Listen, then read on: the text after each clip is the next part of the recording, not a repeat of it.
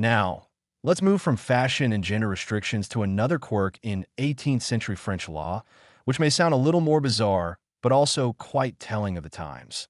The regulation of how and where people could eat. Yes, you heard that right. In France, the government took a particular interest in the dining habits of its citizens, and in certain instances, they even dictated where and what people could consume, particularly during specific times of the day. You may wonder why this would even be necessary, but in a society as tightly bound by class, ritual, and hierarchy as France during the Enlightenment, dining was not simply a matter of nourishment. It was a social act, an expression of wealth, power, and moral propriety. In particular, the law took issue with one of the most central aspects of French life, the banquet, and the lavish feasts that the upper echelons of society enjoyed. As food became an increasingly important symbol of status, the aristocracy and bourgeoisie competed to outdo one another with extravagant displays of opulence. It was in this context that the French government found a problem. The emerging consumption of excessive amounts of food and drink was seen as immoral and wasteful. The public found itself both fascinated and repulsed by the sight of the wealthy consuming outrageous quantities of delicacies. And so, it became necessary to regulate this excessive behavior. Historians still argue over whether these laws were intended as moral reforms to curb the decadence of the nobility, or whether they were simply another way for the monarchy to maintain control over the rapidly shifting social structure. What's clear, however, is that these laws reflected a growing concern about the imbalance between the rich and poor and the image of excess that the French elite presented. It wasn't just about food, it was about image. And in an age when a single lavish feast could define one's social standing, the French monarchy was keen to manage those images, even if that meant imposing peculiar regulations. One of the most notorious of these laws was the regulation of meal times. It was believed that certain meals should only be eaten at specific times during the day, and the regulation of these meals had moral implications. The government issued proclamations against eating too lavishly or indulgently during certain hours. This was particularly enforced among the nobility, who were often prone to indulging in midday feasts.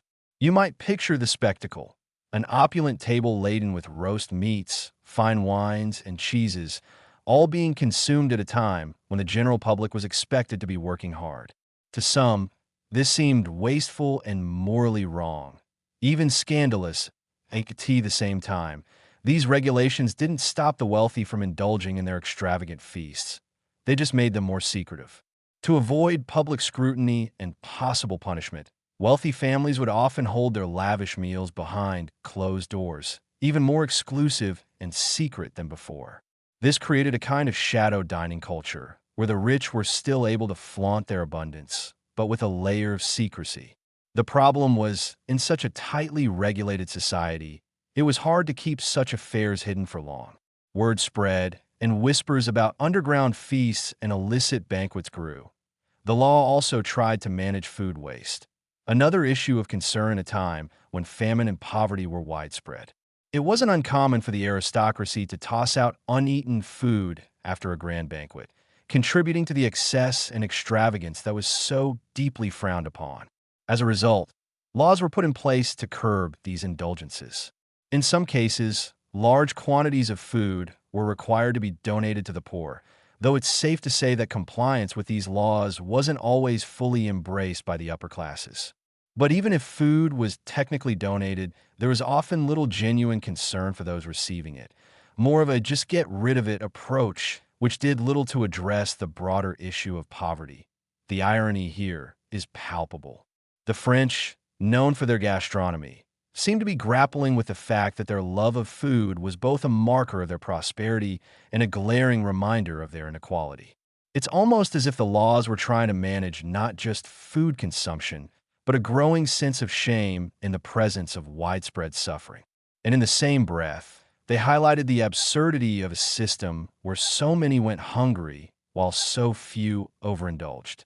The law may have tried to rein in excess, but it certainly didn't stop the rich from finding clever ways around it. One particularly amusing aspect of these food regulations was the midnight banquets, as they were sometimes called. This was when the wealthy would sneak in their elaborate meals after hours, creating a kind of nocturnal rebellion against the government's attempts to curb their opulence. Picture it, a lavish table set in the dead of night, with laughter and conversation ringing through the halls as the finest wines were poured and delicate pastries passed around. Meanwhile, outside, the workers were snoring in their humble beds, unaware of the midnight feasts that were taking place just beneath their noses.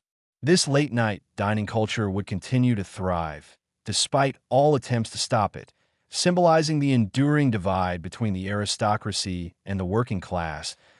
It's hard not to think that these laws were emblematic of a larger problem within French society. They were a failed attempt to regulate human desires and ensure that the nobility behaved in a way that was considered appropriate. But they only served to reinforce the very problems they sought to address.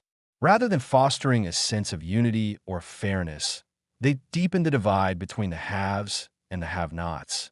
And the laws themselves became part of the broader narrative of frustration that would eventually lead to the revolution. As the nobility continued to eat, drink, and live in excess, the poor outside could only watch and grow resentful.